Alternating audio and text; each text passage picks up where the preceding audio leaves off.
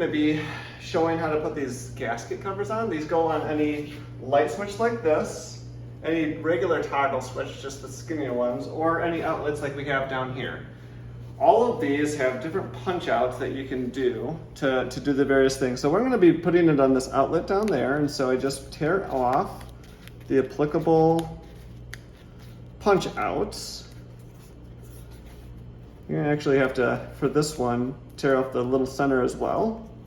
And then right around here.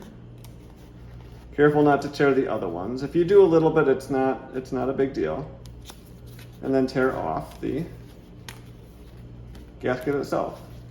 The reason that we're installing these is because anytime that you have outlets inside of the wall here, there's air that's able to flow inside of the wall, either up into the attic or to the outside of the house through the wall.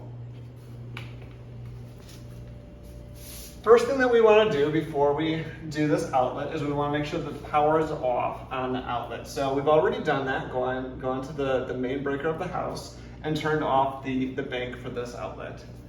Next thing that we're going to do is we're just going to unscrew the screw on the plate.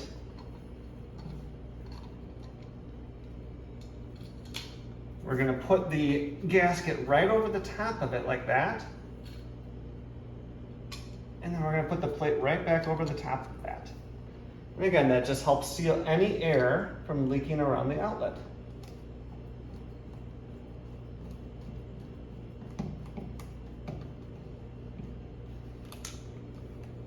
The same process would be followed if you're going to do any of these light switches or anything else in the house.